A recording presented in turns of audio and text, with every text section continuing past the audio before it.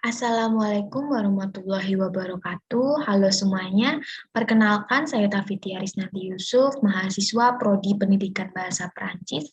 Di sini saya akan menjelaskan materi mengenai penggunaan media sosial secara bijak agar terhindar dari pelanggaran yang ada di dalam UU ITE. Yang pertama, apa itu Undang-Undang atau ITE atau UU ITE? Undang-Undang Informasi dan Transaksi Elektronik yang biasa disingkat UU ITE atau Undang-Undang Nomor 11 Tahun 2008 adalah undang-undang yang mengatur tentang informasi serta transaksi elektronik atau teknologi informasi secara umum. Secara garis besar, UU ITE terbagi menjadi dua bagian, yaitu pengatur mengenai informasi dan transaksi elektronik atau e-commerce dan pengaturan mengenai perbuatan yang dilarang. Pengelompokan tindak pidana cyber atau UU ITE ini dalam pasal 27 mengenai tindak pidana yang berhubungan dengan aktivitas ilegal. Yang pertama ada distribusi atau penyebaran, transmisi, dan diaksesnya konten ilegal yang terdiri dari kesusilaan pasal 27 ayat 1 Undang-Undang ITE, perjudian pasal 27 ayat 2 UU ITE, penghinaan atau pencemaran nama baik pasal 27 ayat 3 UU ITE, pemerasan atau pengancaman pasal 27 ayat 4 UU ITE. Kemudian ada sanksi pelanggaran pasal 45 ayat 1.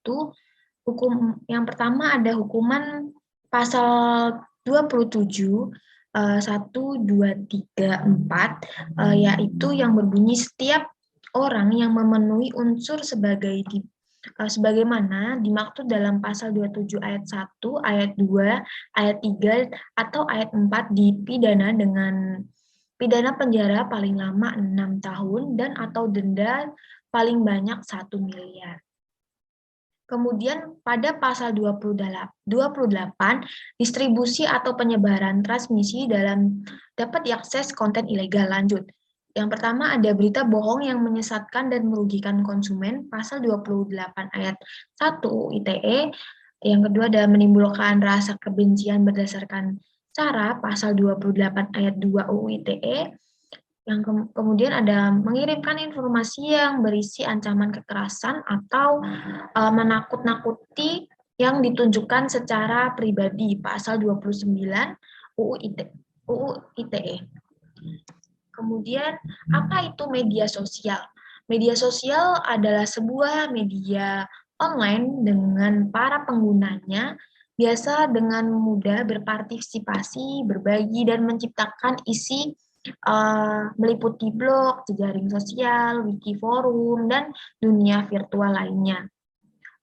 Kemudian, blog, jejaring sosial, dan wiki merupakan bentuk media sosial yang paling umum digunakan oleh masyarakat di Indonesia. Kemudian, terdapat etika dalam penggunaan media sosial yang baik.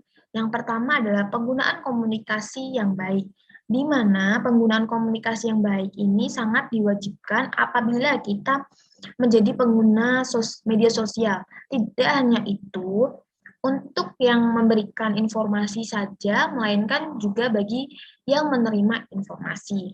Kemudian ada tidak mengandung aksi kekerasan, pornografi, dan sara, di mana berbagai informasi yang akan diunggah di media sosial sebaiknya menghindari penyebaran yang mengandung aksi kekerasan, pornografi, atau sara. Lalu ada berita yang diinformasikan dengan benar, di mana kebenaran atau kepastian itu hal utama dalam keterkaitan berita. Bagi pengguna jaring sosial, kita harus cerdas untuk menyaring informasi yang disajikan. Kemudian ada menghargai karya orang lain, di mana setiap orang memiliki hak untuk berkarya, termasuk mengunggah hasil karya mereka pada jejaring sosial yang dimilikinya. Kemudian ada memberikan informasi pribadi secara wajar.